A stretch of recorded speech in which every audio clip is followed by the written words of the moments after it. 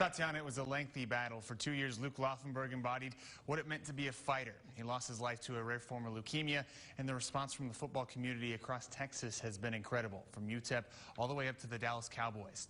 KTSM Sports Director Andy Morgan sits down with Babe Laufenberg in a story you'll only see on 9. Babe, first and foremost, I know that not only I want to send my deepest condolences to you, as well as the entire El Paso community, UTEP fans across the country. It was pretty amazing to me that he was here for a short period of time at El Paso at UTEP here, basically about 3 months, and how he could have made the type of impact that he did that moved Coach Dimmel to skip some of practice on Wednesday to come attend his service and speak at his service was pretty amazing. Coaches don't miss practice.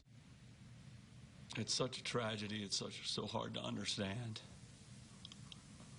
But I know I will, and anybody who ever knew him will be forever inspired by the life that he lived. When you saw Jason Garrett's press conference, kind of what runs through your head and just the emotion that you saw through Coach Garrett?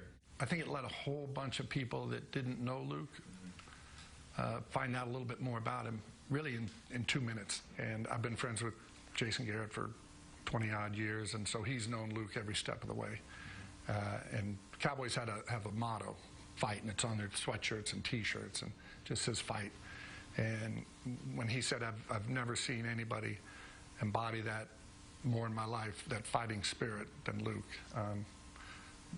It really resonated with me, and he did. And the one thing Luke didn't want was pity. Never felt sorry for himself. He got a really bad cancer. We knew from the beginning it was going to be a tough go. Kind of beat it once, if you will. And that's obviously when he kind of got his life and his body back together and was here. And so the relapse in April was real tough, because they told us kind of at the start, we're kind of going to get one shot at this thing. Really seems like Luke held everyone together with just the attitude and the way that he attacked this. He really was remarkable, and I hope everybody would say that about their son or daughter.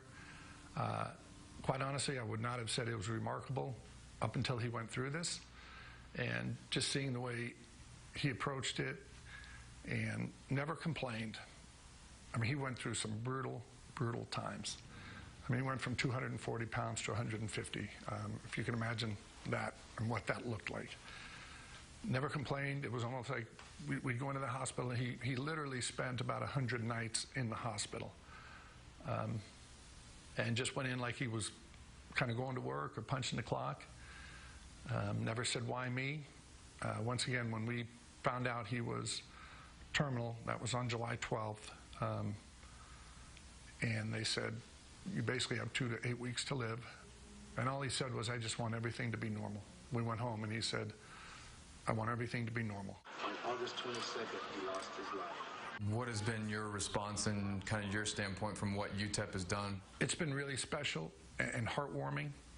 And again, it's a true testament to Luke that a guy could come in here for 3 months and have the kind of impact that he did on the coaches, his teammates, the program.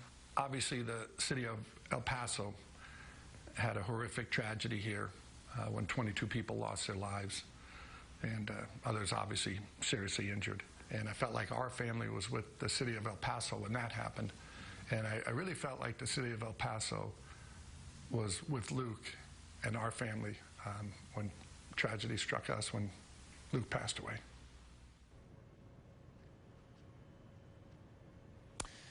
Now, instead of UTEP retiring Luke's number 2 jersey, head coach Dana Dimmel says the Miners will create competition among players to win the honor of wearing number 2.